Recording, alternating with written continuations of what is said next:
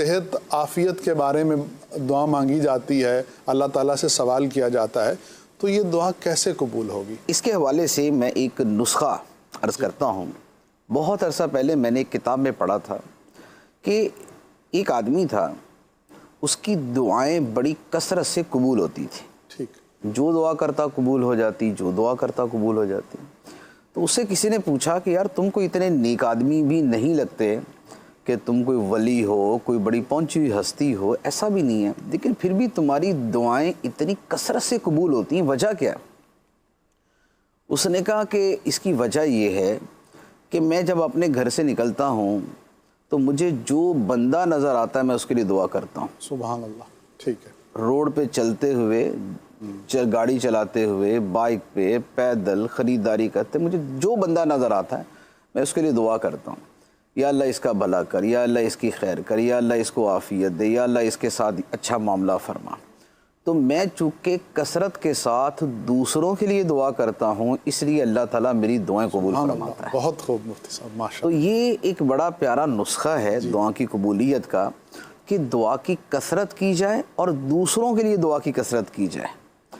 تو اب جیسے گھر سے نکلیں، اب وہ ٹھیلے والا ہے، وہ دکاندار ہے، وہ صفائی والا ہے، وہ رزق کی تلاش میں نکلنے والا ہے، آپ سب کے لیے دعا کرتے جائیں، یا اللہ یہ جو رزق کمانے کے لیے نکلا ہے اس کو رزق حلال عطا فرما، جس کا روزگار چل رہا ہے یا اللہ اس کے رزق میں برکت عطا فرما، کوئی پریشان نظر آتا ہے کہ یا اللہ اس کی پریشانی دور کر دے، کوئی مریض سا نظر آیا تو کہ یا اللہ اس کو شفا عطا فرما دے، ہاسپٹل کے سامنے سے یا لیب کے سامنے سے گزرے تو یا اللہ جہاں یہاں جو مریض ہیں ان کو شفا عطا فرما۔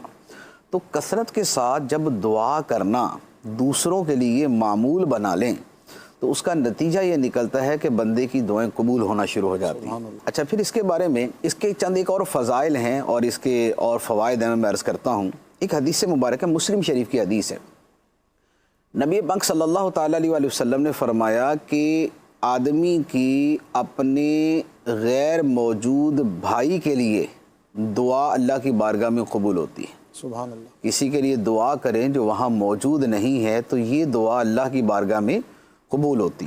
کیا مطلب ہوا کہ مثال کے طور پہ میں اپنے کمرے میں ہوں، آپ اپنے گھر میں ہیں، میں آپ کے لیے دعا کرتا ہوں، ٹھیک، تو یہ دعا آپ کے حق میں قبول ہوگی۔ سبحان اللہ۔ یہ دعا آپ کے حق میں قبول ہوگی کیونکہ میں نے آپ کی غیر موجودگی میں یہ دعا کی۔ اچھا، اب یہ تو آپ کے حق میں قبول ہوگی نا، تو میرا کیا بنا؟ جی، میں تو ویسے کا ویسے ہی رہ گیا۔ اب اس کے اوپر حدیث مبارک سنیے۔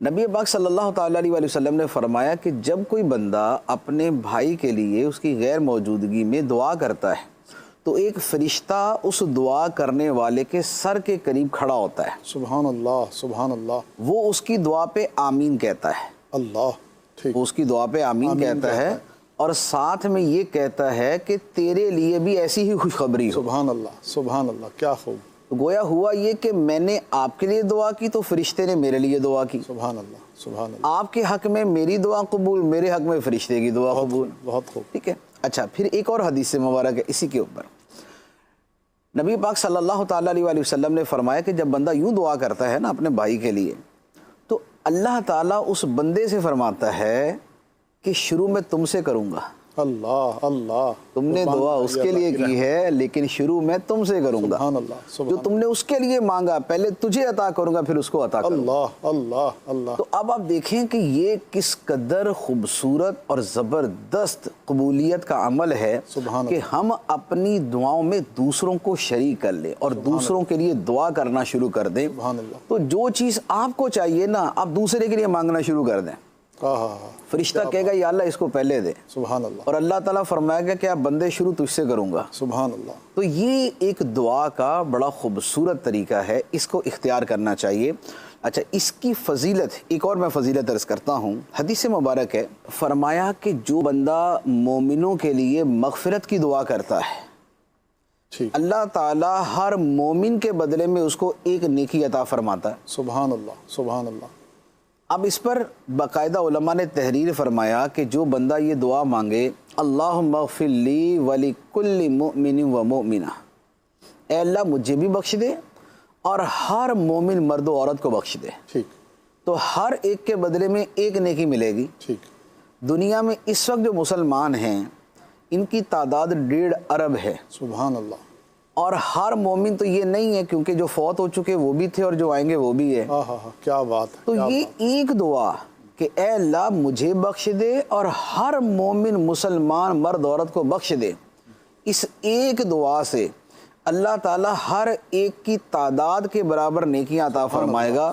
تو اربوں کی تعداد میں نیکیاں اس ایک جملے کے ذریعے بندے کو نصیب ہو جاتی ہیں. سبحان اللہ سبحان اللہ.